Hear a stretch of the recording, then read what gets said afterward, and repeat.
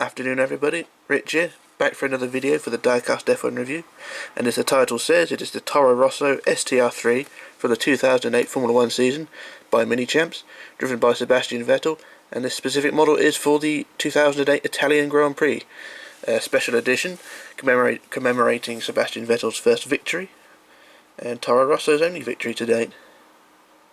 Now, a quick rundown of the history of the car.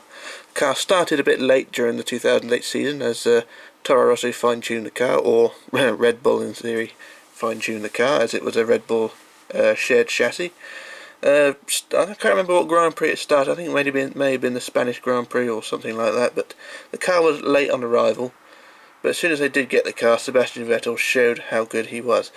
Of course, winning the Italian Grand Prix, and also very nearly disrupting the 2008 Drivers' Championship as well, keeping Lewis Hamilton behind him for the closing stages of the Brazilian Grand Prix, and making the final race a very nail-biting event, as I remember. And yeah, also driven by Sebastian Bourdais as well, coming in from multiple Champ Car Championships. And although signs of promise, I think he was pretty much, his butt was kicked all year really by Sebastian Vettel. Qualified fourth at the Italian Grand Prix, which could have been a good race for him, but he dropped I don't know if he stalled on the grid or had a mechanical issue, but he had to start from the back of the grid and never really recovered. I think he scored 4 points all season to Sebastian's God knows how many, but it gave Toro Rosso their best season to date and made Sebastian Vettel what he is today, pretty much. Fucking legend. Apologies for swearing there. But on to the model itself. It's in a traditional Minichamps box, although Car Collection is written under the Minichamps logo and the red banner underneath. They don't use this box anymore. I don't know why. They used it throughout, well, for this model and through 2009 as well, with the model that year. But after that, they just went back to the normal black and white checkered box. I don't know why. And I don't know. Well, yeah, I don't know why, but it is an attractive box anyway. But never mind. But if you look at the side of the box, Toro Rosso or Scuderia Toro Rosso STR3, Sebastian Vettel, winner Italian Grand Prix 2008. Limited edition apparently of 5,000 or 4,999. Limited edition, if you may.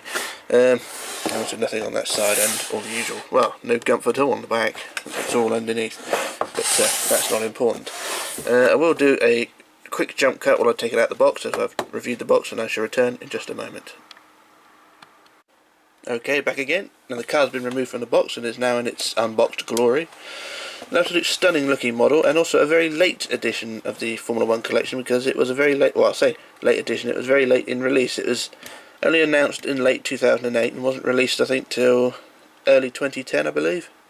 Maybe it was 2009, I'm not sure, but it was a late model being made, because by the time this was released, I think Minichamps were already making their 2009, maybe 2010 cars as well. But anyway, it was late in arrival, and it did take me long to get hold of one anyway. I had this one bought for me for Christmas, so I didn't pay any money for it, so to you. Yeah, it does have its issues as well. I'll get onto them later on, but I will get onto the pros. Very nicely made. I do like the Red Bull, the pouncing Red Bull on the back of the bodywork. Something which no longer is used in Formula 1. They still use the Red Bull logo like this, but it's much more reduced and is more on the engine cover only. They choose to run Red Bull, the Red Bull logo on the side pods now. It's either being gradually phased out or just reduced. I'll get it a bit more on the screen, sorry. Yeah, it's gradually being reduced. I think it started in 2009 when they decided to add gold and red flashes on the front of the nose. Excuse me, gibbering a bit here, but yeah, it's one of those liveries which is gradually being phased out, I think. And I think there's some talk about the car being painted yellow just to give Renault a bit more coverage, but we shall see. And I think that's just a rumour though. But very nice model it is as well. And the engine cover, the shark fin is plastic. I did review the R28 by Norv the other day, and the shark fin was made out of metal. But never mind. But yeah, wet tyres, always a bonus on any Formula 1 model. You don't get these very often. wet weather tyres. Very nice they are too. Very stiff wheels I've got on mine. I will come to that in a minute, but nice unworn treaded tyres. They're not scrubbed at all, so they look brand new, which is a bit of a letdown. But never mind. They should be worn as the end of race, because he's got his fist in the air. Sebastian's just won the Grand Prix, and tyre should be a bit more worn. A bit more detail, and look around the front, detail on the nose. Got a very droopy nose of the era of that era anyway. Formula 1 did look a bit weird in 2008 with all the aerodynamic bits. A very striking low nose with the bridge wing over the top. It's basically a McLaren, I think, because Adrian Newey had jumped ship the year before, and the Red Bulls ended up looking like McLaren, just painted blue. But a very nice car it is as well. Strength of the wing mirrors is debatable, but they're on very thin stalks, but they are held on quite firmly, so they're not going to snap off. Good look around the rear bodywork. Got the exhaust pipes there. Very tightly packaged Ferrari engine inside there somewhere. Also, look around the crash structure at the back, the diffuser. Also, look at the rear tyres. And we have a look. Would look in the cockpit, but he's got his hands raised, so you can't really see in there very well. But you can see in there. Steering wheel details are a bit basic, but never mind. Now this is, as I said, it's a late model being in production. I'm not sure when it was. I think it was 2009. They released this, or late 2009. Can't really remember, but there's sort of a phase Minichamps went through with I don't know if it was premium or budget models, but they started reducing or eradicating the steering in the front wheel, so there's no steering in the front wheels at all. They're just locked in the forward direction. But as the years gone by, or back to 2011, they or 2010 even, they replaced started doing the steering again. I think it's only the Toro Rosso and the Red Bulls and the Brawn from 09 that didn't have the steering. I think McLaren and the BMW carried on having it, but by 2010 all the cars had the steering return.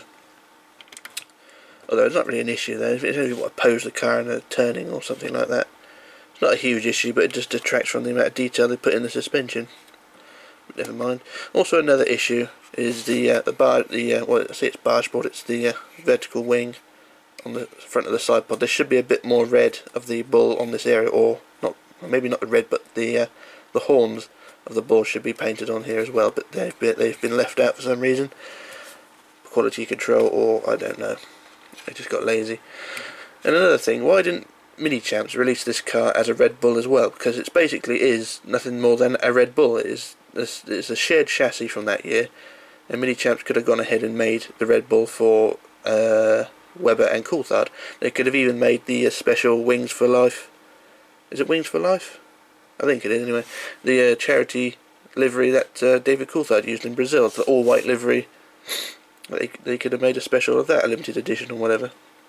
But never mind. I have seen a few people make their own anyway using this mould. But yeah, I also hate these wheel rims as well. I really don't like them. I'm glad they banned those things. They look ridiculous. Right, got rid of all the pros. Now onto the cons. As I said at the beginning, turn it back this way. The front tyres are on very, very tight. They don't free spin. They're very stiff. And I'm not sure if this is a universal issue or just with mine, but the wheels are very stiff. Oh, they're a bit looser now. Maybe that's what it needed, a bit of a jiggle. And also this tyre, the right front tyre is a bit looser, but still won't free spin on its own. That's not the bad thing. The bad thing is on the back wheels. The rear wheels, I just put it there, are completely, almost rock solid. They are stiff as anything. And an issue, what they've done, they've put the wheels on so tight. They put them on so tight to the axle, or on the axle. They pushed them so close to the rear wing. They actually rub the rear wing now. So if you turn the wheels too much, it twists the rear wing. So they don't freewheel. They don't actually move very much at all. And I don't want to move them too far in case I snap the wing off. And the wing is actually quite solid on there, but I think that's because the wheels are holding it on. Yes, it could have done a lot better with this one. I'm not going to complain too much, but I just feel they rushed this one a bit. paint-wise, it's absolutely fine. It's absolutely stunning blue with the Red Bull and also the tail on the rear wing. Didn't realise that, but it is a stunning model. I'll give them that. And also they released the Sebastian Bourdais version as well. I'm not sure if that one was with the rain tiles or not, or just with the 4 groove tiles. I'm not sure. I haven't really taken a look into that one. But this version, of course, rain tiles, and there's a first victory version, and it's not a particularly rare model either now. If you look on eBay, it's not hugely rare because it's, let's say, a limited edition of 5,000. I think they actually overestimated the limited edition mark on that one, because I think most models go about 10,000 or 8,000 something. Not sure what production they do, but or numbers of production. But I say 5,000 doesn't sound like a limited edition to me. Anyway, if you look on eBay, they're not specifically rare. I nearly broke the rear wing then. I do apologise. But yeah, it's not a rare model, I wouldn't say. There are other Toro Rosso, like the Toro Rosso from 2006. That's a more rare model, and I will get onto a review of that one as well. And also the Toro Rosso from 2009 as well, 2009, which is another Red Bull shared chassis. And I'll get onto that one at a later date as well. But I say it's not a hugely rare model. You probably pay quite a bit of money for it though, considering it's Sebastian Vettel in the car. I'm not sure how much the Bourdais version retails these days, or eBay. It's if you look around, you probably find a couple of them, either shops selling them on eBay or private users. But just have a good old look around. There's bound to be some on there. Yeah, as I say, this version of the Toro Rosso is not a rare car, and you will probably pick one out. You probably pay through the nose for it, but they're not rare. Quality, though, I'll say, with the quality issues I have with the wheels, the tire, with the wheels rubbing the rear wing and also the stiff front wheels, the quality is top notch. Apart from the wheels, of course, all the plastic parts are very well made and very well attached as well. They're not going to snap off any given opportunity. They are well held on, because it's an 08 car as well. There's hundreds of bloody sticky out bits and things on these cars. Also the wibbly aerials on the front, also that one on the nose there. The bridge wing on the front is well attached as well. Nothing's going to feel like it's going to fall off. It's a very, very stiff and well held together model. It's not going to, say, if you probably drop it, it'll probably break, but manhandling it, nothing's going to break off immediately. And I'll give it a 6 out of 10 for this one, just because of the dodgy wheels. But we do the usual thing of looking underneath. I have a painted plank for some reason, and the usual thing: Minichamps, Paul's Model Art, Toro Rosso STR3 2008, made in China, as you might expect. But yeah, I would recommend getting hold of this one. Like I said, not rare, but probably expensive, and that's pretty much my opinion of it all.